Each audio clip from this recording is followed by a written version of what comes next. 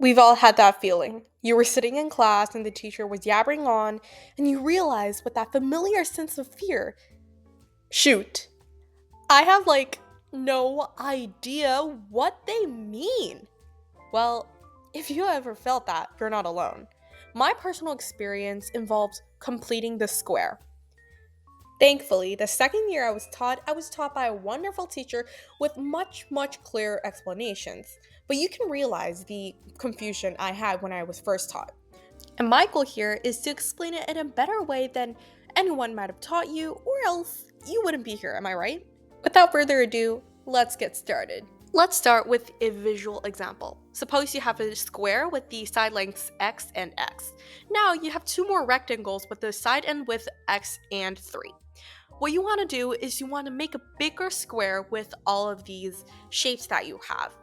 But then when you stick them together, you realize that you still have one thing that isn't complete. You have that little corner square, or 3 times 3, that has to be filled in order to be considered as a perfect square.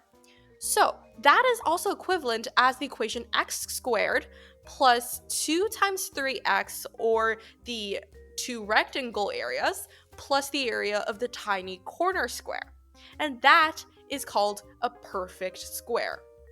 Now, if the equation cannot be written into a factorable square, that is not considered as a perfect square. It's like this equation. Since it's not factorable, it's not a perfect square, and visually, it's also not literally a perfect square.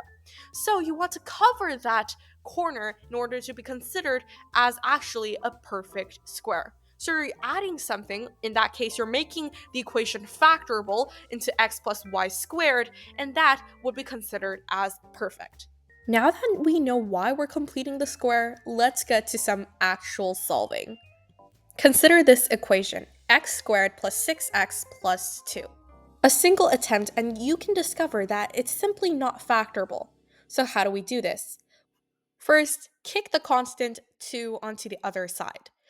Now, take half of the number in front of x, half of 6, which is 3, and what we're going to do is that we're going to square it, make it to 9.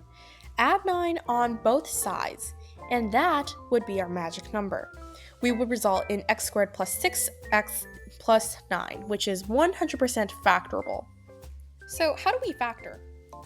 Well, the factored outcome should be x plus a and x plus b. There are two rules that they should fulfill. One, a plus b has to be equals to the number in front of x, and in this case, a plus b has to be equals to 6. The second rule is that a multiplied to b has to be the constant, or in this case, 9. So the written outcome should be x plus 3 squared equals 7 if you do all the factoring stuff. So how do we simplify this? Well, it's really easy. It should be x plus 3 squared square root equals to square root 7, and that should simplify it. And after you do the square root stuff, you will get x plus 3 equals plus or minus root 7.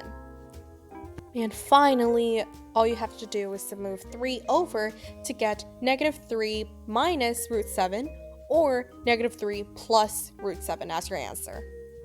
Now that we know the basic rules, let's move on to some practice problems. Remember to pause to do them yourself.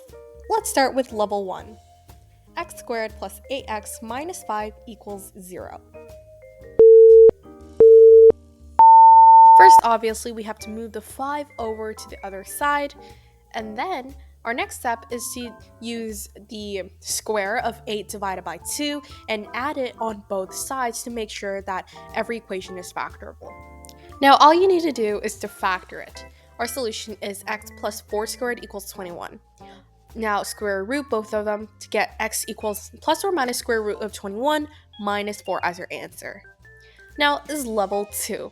Make sure that you can get this right. 4x squared plus 12x minus 9 equals 0. Before you move the negative 9 over to the other side, you have to realize that there's a 4 in front of x squared. So we gotta simplify that. But how? Well, it's easy. Just divide every single variable in the equation by 4. Now you have your normal equation, x squared plus 3x minus 9 over 4 equals 0, and you can do what you do. add 9 over 4 to the other side, and add 3 over 2 squared to both sides. So now I try to factor, but then I realized that it's kind of hard to do it just in my brain. Well, here's a hack.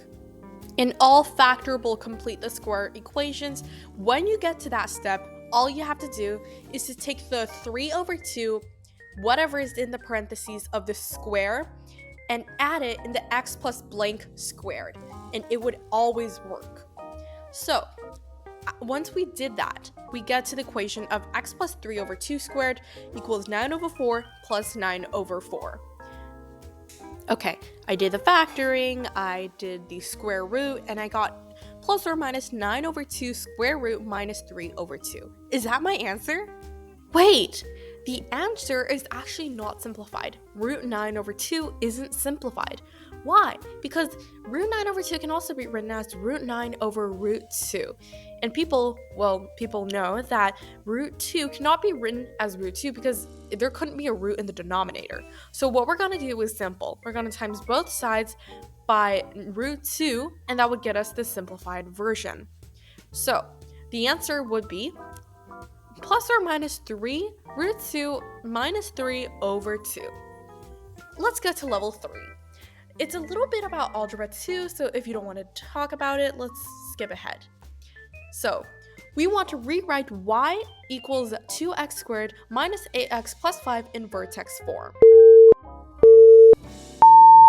So first, we want to know what a vertex form is.